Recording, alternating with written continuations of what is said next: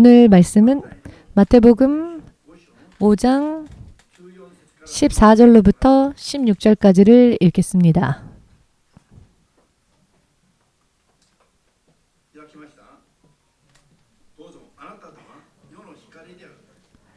너희는 세상의 빛이라 산 위에 있는 동네가 숨기우지 못할 것이요 사람이 등불을 켜서 말 아래 두지 아니하고 등경 위에 두나니 이러므로 집안 모든 사람에게 비치느니라. 이같이 너희 빛을 사람 앞에 비추게 하여 저희로 너희 착한 행실을 보고 하늘에 계신 너희 아버지께 영광을 돌리게 하라. 아멘.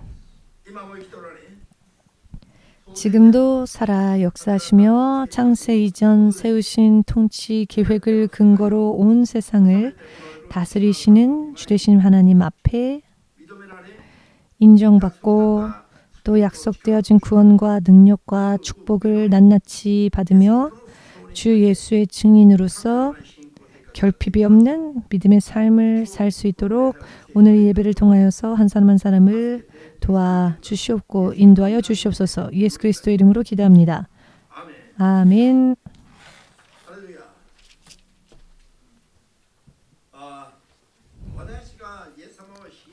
우리가 예수님을 믿는다라고 하는 것은 어떠한 일일까요? 삶의 방식을 전체적으로 뒤집는 일입니다. 예수님 없이 세상에서 사는 것은 빛이 임하지 않는, 빛이 전혀 존재하지 않는 흑암 속에서 사는 것과 동일한 상태이기 때문입니다. 그런 전혀 빛이 없는, 빛이 존재하지 않는 곳에서 좌우도 전혀 알 수 없는 방향, 어디를 향해 가야 할 것인가, 어떻게 살아야 할 것인가 조차 방향 감각조차 알지 못한 채 살면 여러분 이런 삶은 바르게 살아서 인생의 승리를 할 수 있을 리가 없지 않습니까? 그런 세상에 있어서 이런 세상에서 예수님을 믿는다고 하는 것은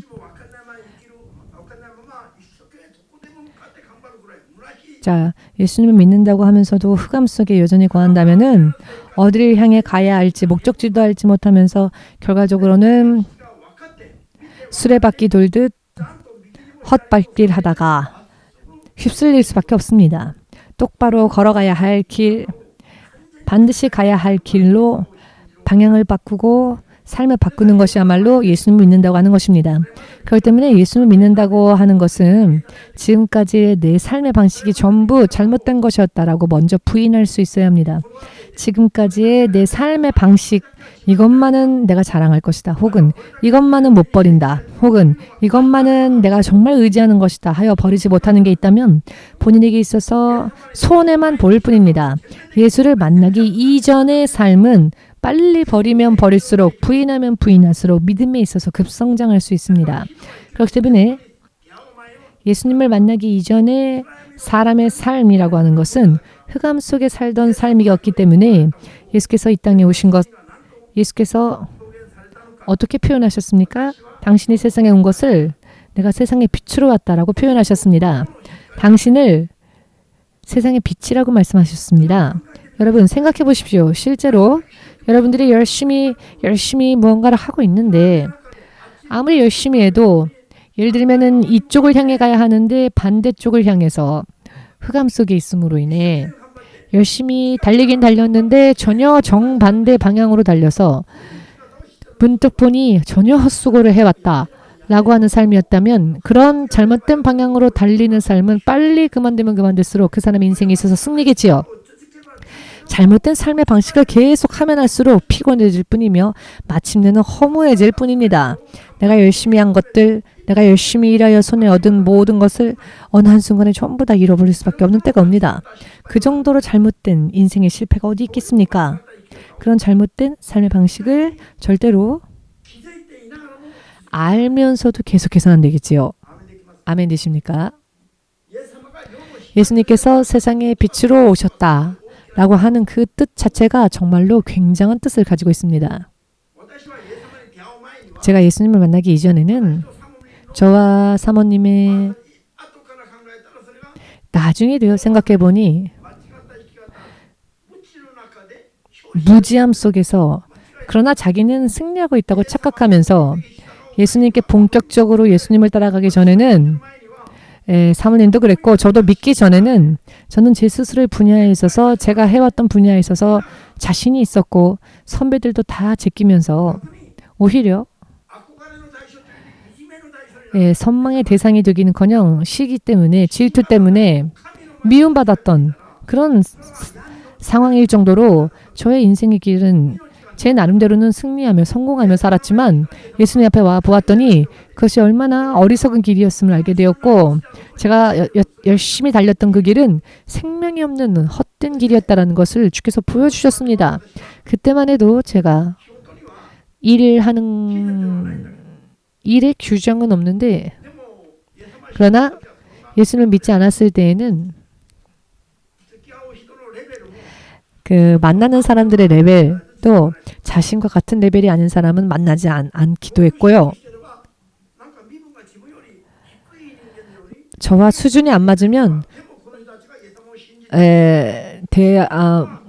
만나지도 않았었습니다. 사실 그 사람들은 오히려 예수님을 만나서 빛 속에 있는데 저는 어둠 속에 있고 그런데 나중에 주님께서 그것을 보여주셨습니다. 제가 수준이 낮다고 생각하여 상대하지도 않았던 사람들이 오히려 생명이 있는 빛을 향해 빛 속에 있었고 저는 그들을 무시했던 저는 오히려 흑암 속에 있었습니다. 겉모습만 보면 가게에서 설거지하는 주방 이모와 같은 그런 분들 그렇지만 오히려 영적으로 볼 때 그분들은 빛 속에 있었습니다. 그래서 예수께서 빛으로서 오시고 빛으로 오셨는데 그 예수님을 믿는 자와 예수님을 믿지 않는 자는 어떤 차이가 나느냐? 이런 하늘과 땅 차이가 납니다.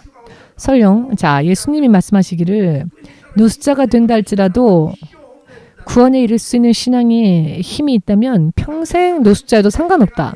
오히려 사회 복귀하여 돈 벌어서 그 돈 때문에 교회를 떠나고 하나님을 떠나서 구원에서 떨어지느니 노숙자인 채로라도 예수님을 계속 갈망하는 믿음이 있는 편이 그 사람에게 더 성공적인 인생이다라고 예수께서 가르쳐 주셨습니다. 그 이유가 빛이 없는 곳에 있다면 설령 그가 왕이라 할지라도 재력가라 할지라도 힘이 있다 할지라도 빛이 없는 곳에서 열심히 하는 사람은 결국 하면 한 만큼 전부가 다 헛수고가 됩니다. 여러분, 성경에는 이와 같은 평소 때에는 세상 사람들이 사용하지 않는 단어들이 성경에는 나와 있지요. 세상에도 해가 있고 별이 있고 달이 있고 전구도 있고 밤이라 할지라도 얼마든지 밝게 살 수 있습니다. 그런데 이 세상이 흑암이라고 성경은 말씀하십니다. 예수께서 빛으로 쏘셨다라고 설명해 주십니다. 왜 그런가?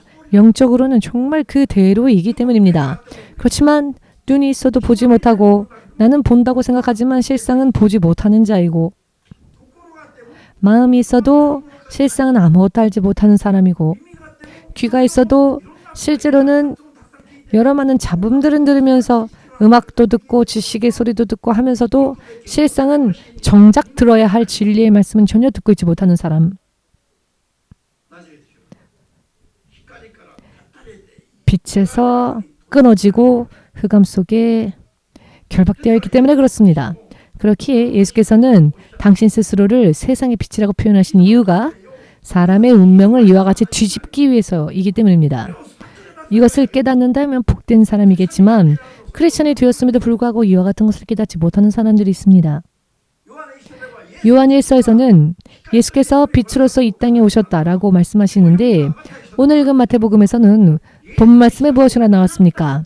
예수님을 따라가는 너희가 세상의 빛이다 라고 잠시 전 14절을 통해 우리가 확인하였죠.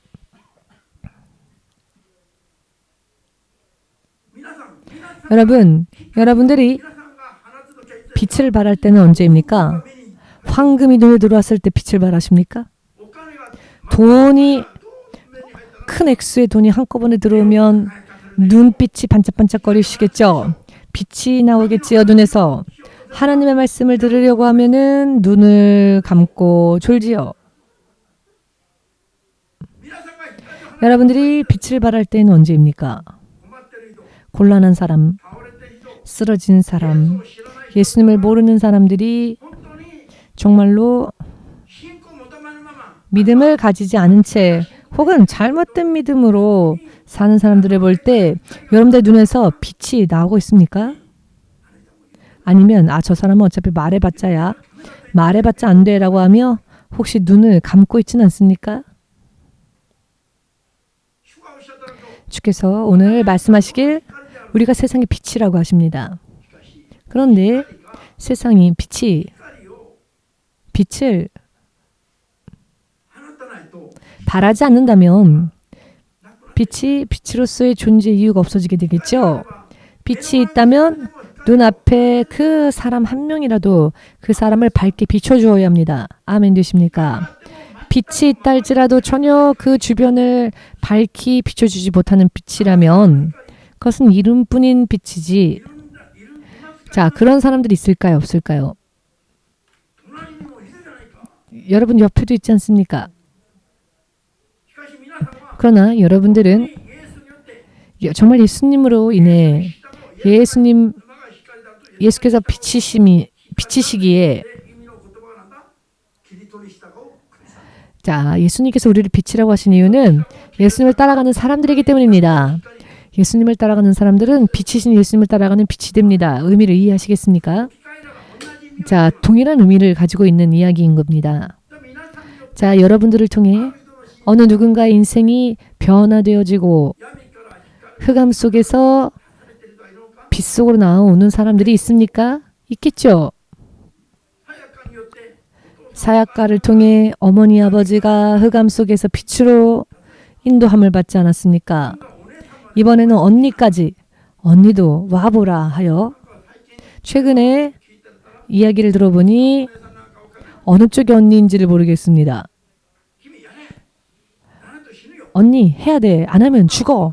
이렇게 마치 협박하듯이 동생이 언니한테 얼마나 그런 이야기들을 발사하는지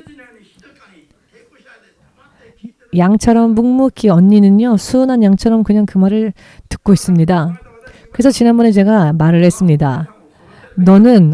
너가 언니를 키워야겠구나 라고. 부모도 영적으로 키우고 언니도 영적으로 키우고 이것이 빛이 하는 일입니다. 아멘 되십니까? 그러나 빛이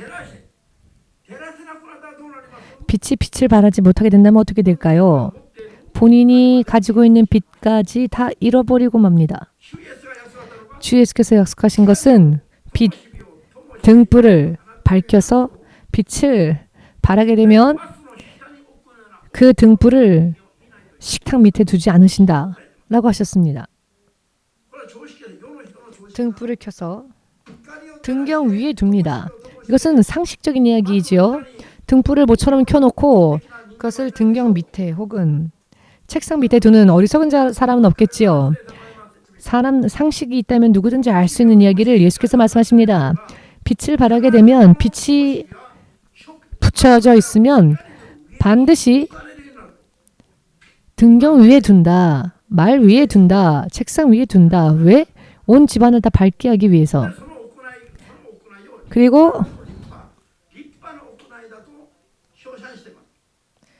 착한 행실. 빛을 사람 앞에 비치게 한다고 하는 것은 착한 행실을 함으로써 너희를 보는 자들이 하나님을 찬양하고 하나님을 믿게 하기 위함이다라고 말씀하십니다.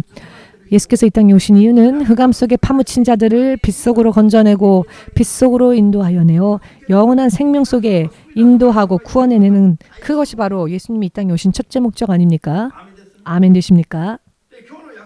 오늘의 약속은 우리가 이와 같이 빛을 예수님을 통해 우리가 얻게 된 생명의 빛을 내 주변 사람들에게 전해주고 밝히는 신앙생활을 올바르게 하게 된다면 그 사람의 인생을 하나님께서 이번에는 어떻게 하시는가? 높은 곳에 두신다. 왜 높은 곳에 올려두시는가? 그 사람의 착한 행실을 온 세상 사람들이 다 보고 함께 예수님을 믿고 함께 하나님을 찬양케 하기 위해서다라고 알기 쉽게 이렇게 설명하고 계시죠. 여러분들이 세상에 있어서도 출세할 있는 방법이 이렇게 간단하게 기록되어 있지 않습니까? 여기 성경에. 아멘 되십니까?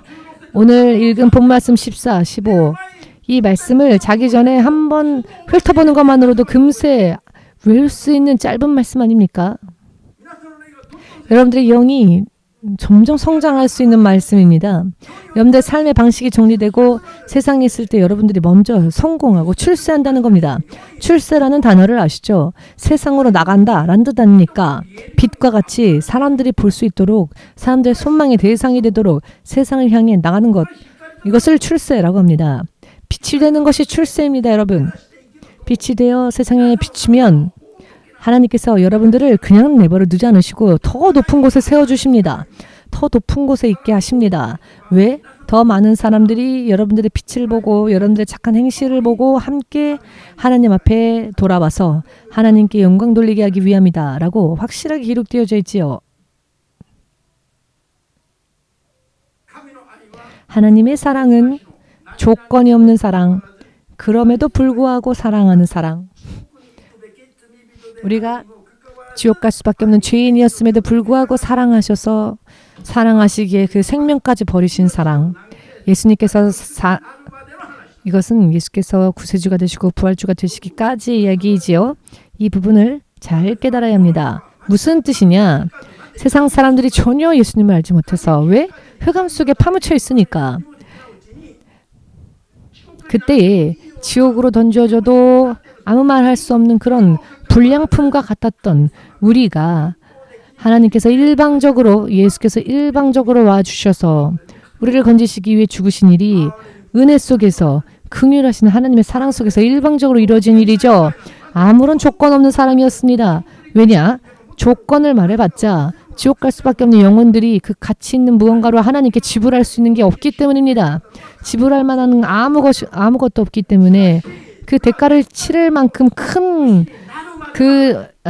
것을 우리는 가지고 있지 않기에 하나님은 거저 주셨습니다. 일방적으로 하나님은 그 은혜로 긍휼하심으로 우리에게 그 길을 열어주셨습니다. 그러나 이제 우리가 그 예수님을 영접했다면 이제는 우리가 예수님을 대신하여 빛을 발해야 합니다. 이번에는 조건이 붙습니다. 어떠한 조건이냐? 먼저 믿음으로 하지 않고는 하나님께 기뻐하심을 받을 수가 없다. 이해되십니까? 조건 없는 무조건적인 영원한 끝이 없는 사랑이기 때문에 아무것도 하지 않아도 되는 게 아닙니다. 아무것도 하지 않아도 다 구원받는 게 아닙니다. 이제 우리가 예수님을 구원주로 영접했으면 그때부터는 조건이 붙는데 어떠한 조건이냐? 믿음으로 구원받는 조건. 예수께서 부활하시고 2000년이 지났으나 세상에 많은 사람들이 다 구원받지 못하는 이유가 여기에 있습니다.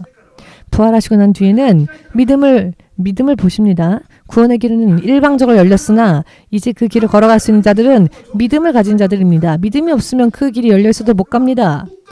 하나님은 일방적인 은혜를 주셨죠. 그러나 그것은 부활하시기 전까지였습니다. 부활하시고 난 다음에는 먼저 우리에게 주님은 요구하십니다. 믿음 없이는 하나님과 관계를 맺을 수 없다. 믿음 없이는 주님의 기뻐하심을 입을 수 없다. 그렇기 때문에 믿지 않는 자를 하나님은 절대로 구원하시지 않습니다. 이런 조건들이 붙는다는 겁니다. 하나님을 사랑해야죠. 믿음으로써 내 마음, 내 기분, 내 감정까지 다 바쳐서 하나님을 섬기고 하나님을 사랑해야 할 조건. 아멘 되십니까? 모든 것을 다 바쳐야 하는데 만일 우리가 그것을 게을리한다면 어떻게 되겠습니까? 받을 것을 못 받게 됩니다. 받아야 할 것을 못 받게 됩니다. 명확하게 보이는 이야기가 오늘날 왜 아직까지조차 모를까요? 깨달음이 부족해서 그렇습니다. 하나님의 사랑을 설명할 때 이것을 나누어서 설명할 수 있어야 합니다. 아멘 되십니까? 부활하시기 전과 부활하시고 난 다음에 상황이 다르다는 겁니다. 죽으시고 부활하시기 전까지는 온 인류 모두가 구원받을 수 있도록 그 길을 아무 조건 없이 열어주셨습니다. 일방적인 긍휼하심으로. 아멘 되십니까?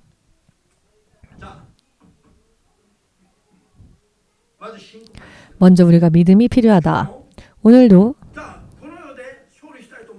자, 세상에서 승리하고자 원한다면 세상에서도 사람들 위해 높이 세워져서 세상에서조차 동경되어지고 선망되어지는 이 사람에게 있어서 모범이 될 수 있는 사람을 흑암의 권세에서 자유케 하고 구원해내고 하는 이런 조건이 붙어있는 믿음, 그런 믿음으로 사는 사람을 하나님은 높이 세워주시고 높이 올려주시고 온 세상을 비추는 빛과 같이 축복하신다. 어떻게 하면? 등불에 불을 켜면 말입니다. 빛을 발하는 삶을 살면 말입니다. 그렇게 할 때라는 조건이 붙죠. 그렇게 할 때 하나님은 그 사람 인생을 높이 세워주신다는 겁니다. 반대로 그렇게 하지 않는다면 어떻게 될까요? 아무것도 없습니다. 그렇게 하지 않으면 아무것도 받을 게 없습니다. 이 세상을 살면서 승리할 수 있는 방법을 하나님은 성경을 통해 다 알려주셨습니다. 단 3절만 보아도 알 수 있지 않습니까? 경영을 어떻게 해야 하느냐, 세상에서 어떻게 출세해야 하느냐, 그런 두꺼운 책 많이 기록해서 거짓말을 하는 사람들의 이야기는 열심히 외우면서 3절만으로 모든 것을 알 수 있는 하나님의 성경의 말씀에는 왜 흥미가 없습니까? 도대체 왜 그럴까요? 전혀 모르기 때문입니다. 깨닫지 못하기 때문입니다. 그 말씀이 무엇을 의미하고 있는지를 모르기 때문입니다. 더워졌습니다. 저는 겨울에도 선풍기를 킵니다.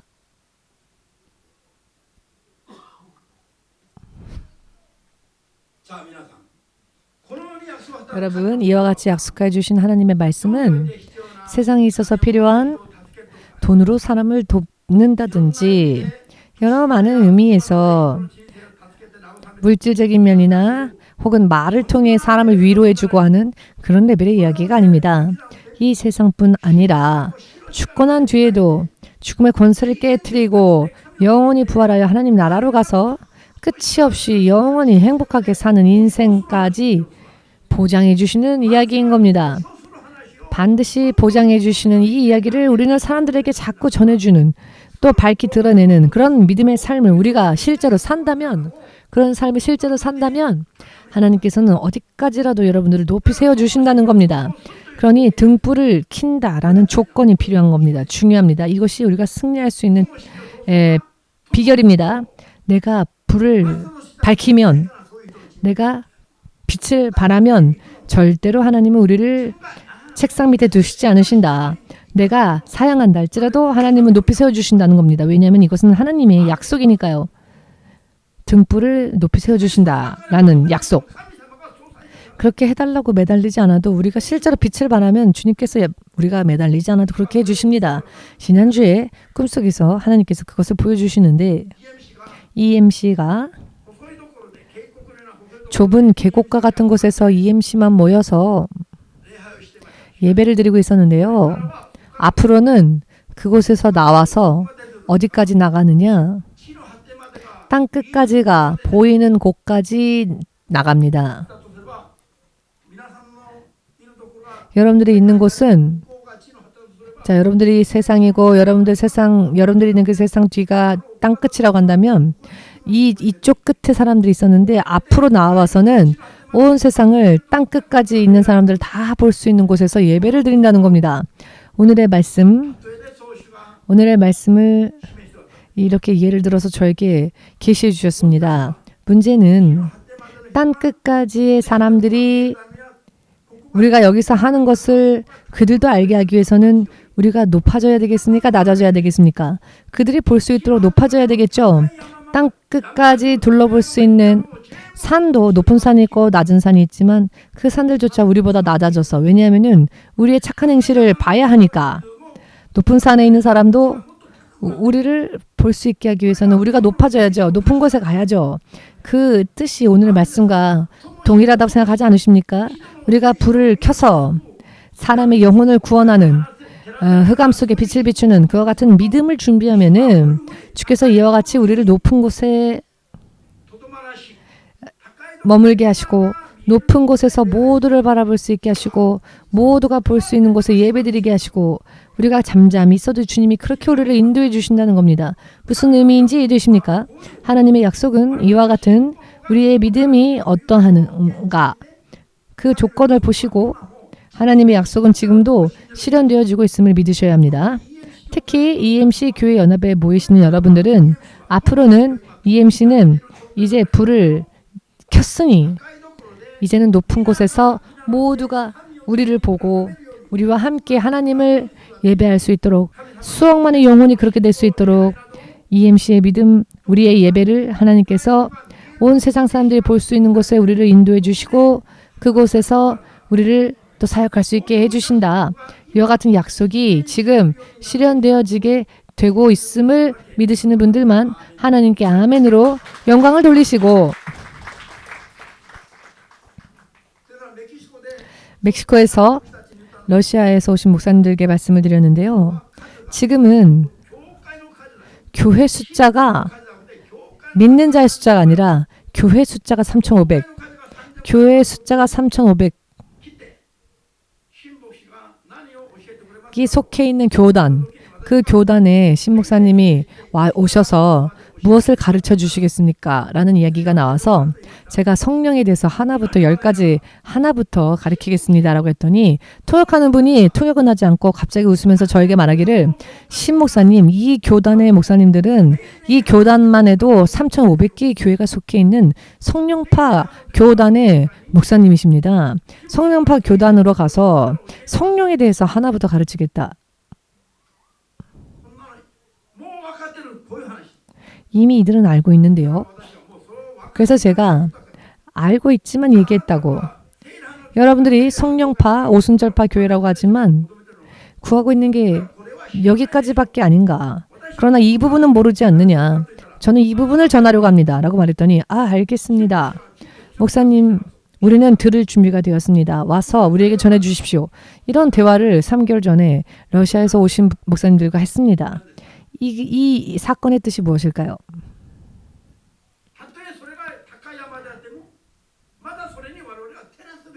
설령 이미 높은 산이 있다 할지라도 우리가 그 높은 산도 비춰줘야 하고 산은 높은 산도 있고 낮은 산도 있죠. 그러나 아무리 스스로를 높은 산이라고 말하는 곳이 있다 할지라도 우리가 그들을 또 비춰주어야 하며 비춰주기 위해서는 우리들이 더 높아져야 된다는 이야기입니다. 무슨 이야기인지 이해되십니까? 저는 그 이야기를 말씀드렸을 때 금세 납득을 했습니다. 여러분, 불가리아 지난번 갔다 온 신학생들은 보아서 알겠지만은 겉모습으로 육의 눈으로만 판단하면은 어느 쪽이 큰 교회로 보입니까? 물을 것도 없습니다. 우리가 간 곳은 몇만 명 모이는 교회였습니다. 우리도 지금 굉장히 많이 모였네요. 사람이 안 보일 정도로 저 끝까지 안 보일 정도로 많이 모이셨네요. 자, 무슨 이야기인지 되십니까? 그런데 그곳에 가서 이렇게 해야 합니다. 라고 말을 하지 않으면 안 됩니다. 왜냐하면은 숫자만 많아도 깨달음이 없기 때문입니다. 그렇기 때문에 비춰주어야 합니다. 하나님의 말씀으로 빛을 비추어 주어야 합니다. 하나님의 이름을 부르면서도 아직도 변함없이 흑암 속에 갇혀 있는데 그런 사람들에게 빛을 비춰 주어야 합니다. 그렇기 때문에 한마디로 말하자면 영적 개혁, 예수께서 다시 오실 그 순간까지 교회들이 개혁되어져야 합니다. 하나님의 말씀이 성취되어지도록 성령이 교회를 또 한 개인을 다스리시도록 인간적인 모든 것은 사라지고 주 예수께서 다시 오실 때 흠잡을 곳 없는 예수님의 거룩한 신부가 되어 들림받을 수 있도록 준비하지 않으면 안 됩니다. 앞으로는. 아멘 되십니까? 그것을 위한 준비가 되었기 때문에 즉 등불에 빛을 붙였기 때문에 등불에 불을 켰기 때문에 하나님께서는 우리를 높은 곳으로 옮겨주실 것입니다. 왜? 모든 사람들이 보고 우리의 착한 행실을 통해 하나님께로 돌아오고 함께 하나님께 영광 돌리고 예배 돌리게 하기 위해서 하나님 우리 교회를 그렇게 인도해 주시겠노라고 약속해 주셨습니다. 작년까지 여러분들에게 전한 말씀들이 올해 그대로 미리 전한 대로 지금 성취되어지고 있지 않습니까? 작년 올해가 되기 전에 여러분들에게 얼마나 많이 말씀드렸습니까? 제가 작년에 2025년부터는 우리가 세계로 나아가서 선교할 것이다 라는 말을 몇 번이나 하셨죠. 한 번 말하면 기억하는 사람일 경우에는 귀에 못이 너무너무 많이 박혀서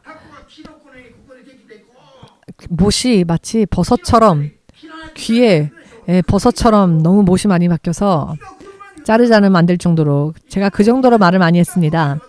언제나 저는 그 때가 오기 전에 미리 말씀드립니다. 왜냐하면은 그 때가 이루어졌을 때 그 전에 했던 말이 하나님의 말씀이었구나라는 것을 여러분들이 알게 하시기 위해서 제가 작년에 말씀드린 말씀들이 지금 이루어지고 있습니까? 어떻습니까? 마치 고양이 소리 같이 고양이 울음소리처럼 앙 하시네요. 크게 대답해 보십시오. 고양이 소리 같은 울음소리 말고 아멘으로. 이해되십니까?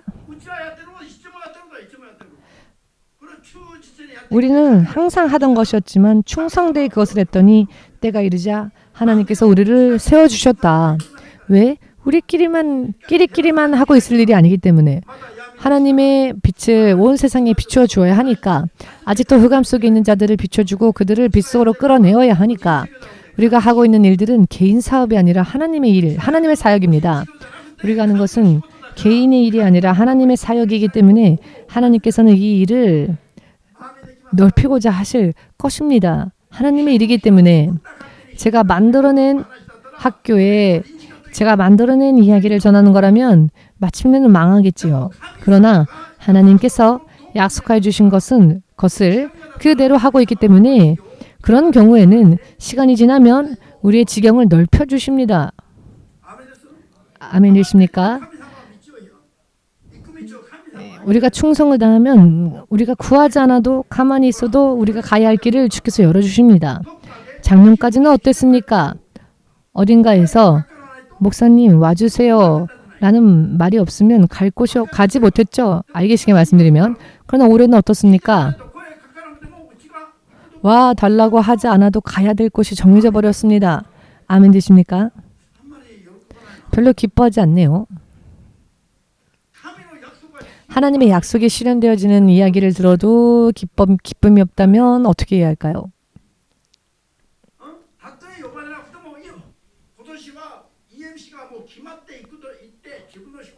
부르지 않아도 가야 할 사역지가 정해졌습니다. 작년과 전혀 흐름이 바뀌어졌지요. 자, 이것이 제가 제 사업을 제가 계획해서 한 것이라면은 하나님께서 이 지경을 넓히실 리가 없습니다. 제가 제 생각대로 어딘가 세계를 향해 가고 싶어서 전화해서는 어느 목사님 제가 어디 가서 좀 설교 좀 할 수 있게 해주십시오 라고 한 적이 지금까지 저는 단 한 번도 없습니다. 왜냐? 하나님의 일은 하나님께서 여십니다.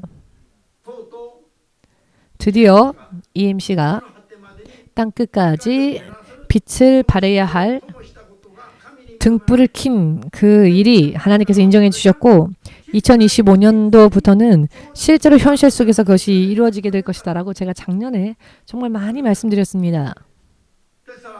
그렇기 때문에 부르지 않아도 가야 할 곳이 정해져 버렸습니다. 하나님의 약속은 아주 신실하시다라는 증거이지요. 아멘 되십니까? 그런데 이 등불은 여러분들 개개인이 스스로 켜야 합니다. 여러분들을 만나는 사람들이 여러분들을 통해 흑암 속에서 빛으로 옮겨져야 합니다. 내 믿음이 어떠한지에 대해서 점검하지 않으면 안 됩니다. 내가 지금 흑암 속에 아직도 변함없이 붙들려 있는지 혹은 내가 주 예수의 빛을 바라고 있는지 스스로 점검하면 간단히 알 수 있지 않습니까? 모든 것이 작년에도 말씀드렸죠. 흐름이 어떻게 될 것이냐. 빨라질 것이기 때문에 하루를 천년처럼 열심히 해야 한다는 말을 제가 정말 많이 드렸는데요. 정말로 그렇게 하지 않으면 안 될 때가 이미 있기 때문입니다. 이미 정해졌기 때문에 나가지 않으면 안 됩니다. 저는 갑니다. 그러나 여러분들이 열심히 하지 않으면은 그리고 여러분들 개인적으로도 빛을 바라는 그런 준비를 확실하게 하지 않으면은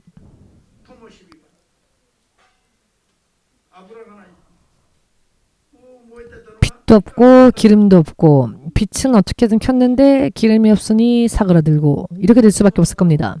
시간이 더 지나면 완전히 불이 꺼진 상태. 절대로 그런 것을 여러분들이 허용하셔서는 안 됩니다. 하나님을 바르게 믿으면 죽고 난 다음에 구원받는 것은 말할 것도 없거니와 세상을 사는 동안에도 빛이 됩니다. 그리고 하나님께서 여러분들 높이 세워주십니다. 아멘 되십니까? 어느 곳을 가건 당당하게 하나님을 믿으려거든 이렇게 믿으십시오라고. 불가리아에 갔을 때 이런 말을 했습니다. 유럽 전토가 불가리아를 성망할 수 있도록 불가리아가 확실하게 서서 유럽에 다시 선교의 거점이 되어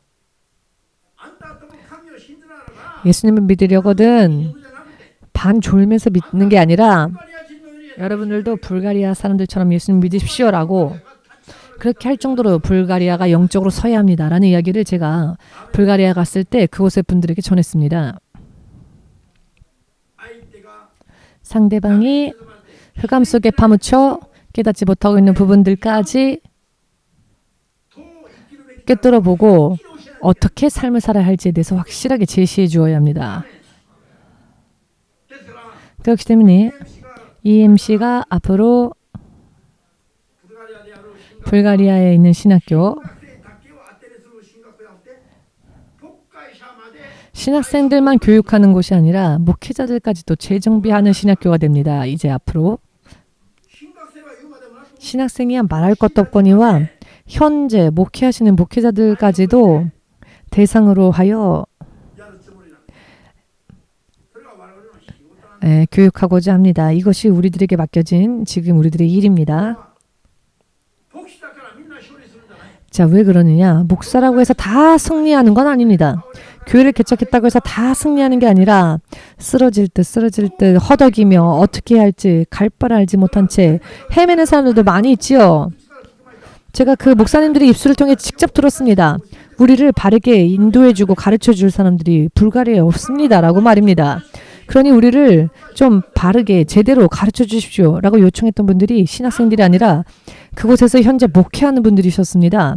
이게 얼마나 지금 힘든 상황입니까? 목사님들이 그런 말을 합니다. 우리들을 바르게 가르쳐주고 인도해주는 사람이 없답니다. 불가리아에. 이게 신학생에 대한 이야기가 아닙니다. 무슨 이야기인지 이해되시죠? 그렇기 때문에 여러분과 제가 EMC가 얼마나 앞으로 이제 정말 열심히 하지 않으면 안 되는지 하나님 앞에 겸허히 진실로 하나님께서 무엇을 명하시건 그대로 하나님께 충성을 다하는 그래요. 우리의 착한 행실을 보고 많은 사람들이 빛 속으로 인도되어질 수 있도록 하나님께서 약속하신 생명을 반드시 받을 수 있도록 그 길을 우리가 제시해야 합니다.